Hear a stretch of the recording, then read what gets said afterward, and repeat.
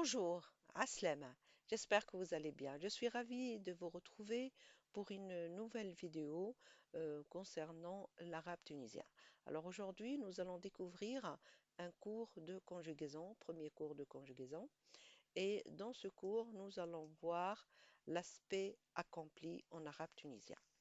Alors, au fait, ici, on parle du terme aspect parce que en arabe, de façon générale, et en arabe tunisien en particulier, la conjugaison des verbes en arabe, elle est beaucoup plus centrée sur la manière dont se déroule l'action et non sur la temporalité.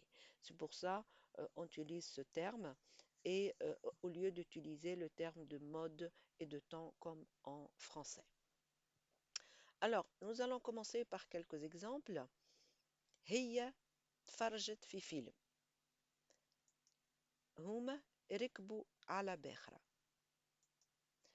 خذينا القطار من باريس لمارسيل. Alors, dans ces trois exemples, on voit qu'on a utilisé le passé pour indiquer le déroulement de ces actions.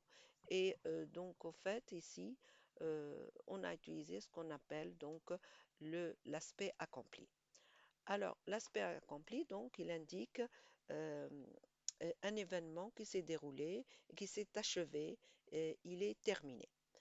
Alors, donc, pour le définir, l'aspect accompli indique donc que l'événement dont on parle est achevé et il se traduit par le passé et plus particulièrement par le passé composé. Alors, comment on forme l'aspect accompli? Donc, on va prendre la base verbale du verbe auquel on va ajouter le suffixe du genre et du nombre. C'est pourquoi, comme nous l'avons vu dans les exemples, parfois on n'a pas besoin d'indiquer le pronom puisque le suffixe peut nous indiquer de quel pronom il s'agit. Alors, prenons un exemple. Tfarajna. Alors, si on décompose ce mot, donc ce verbe, on va trouver tfaraj, qui est donc la base verbale, et le na, qui indique au fait la première personne du pluriel. Alors, au fait, une remarque ici concernant l'infinitif. Donc, au fait, en arabe, de façon générale, l'infinitif n'existe pas, mais au fait, il correspond à la forme du verbe conjugué à la troisième personne du masculin singulier et plus précisément au présent. Donc, au fait, il n'y a pas d'équivalence comme le français où on met où les verbes ils sont à l'infinitif. Donc, ici, les verbes à l'infinitif, ils sont conjugués à cette troisième personne du masculin.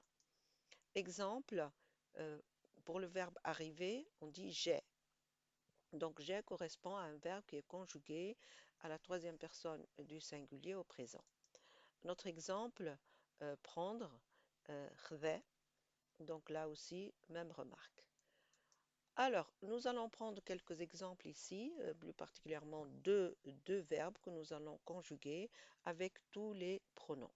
Donc, il s'agit du verbe arriver, j'ai, et du verbe monter, rkib. Alors, avec ana, je dis ana jit, ana rkibt. Enti jit, enti rkibt. هو j'ai, هو ركب. هي جت هي ركبت. احنا جينا احنا ركبنا.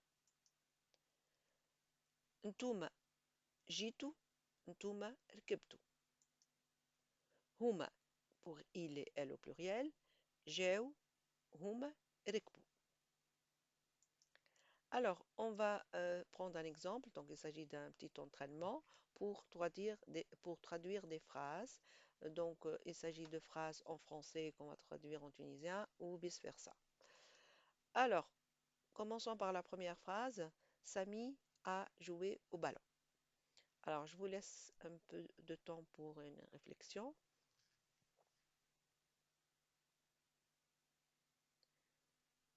Donc, en tunisien, ça devient Samy لعب بالكورة. منيا سافرت في القطار.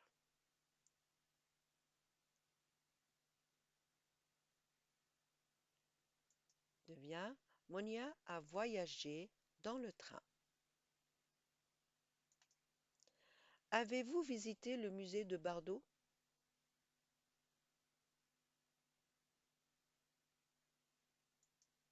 زرت متحف باردو.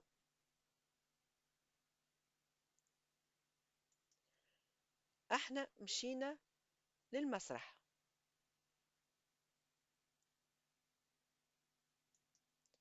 Nous sommes allés au théâtre.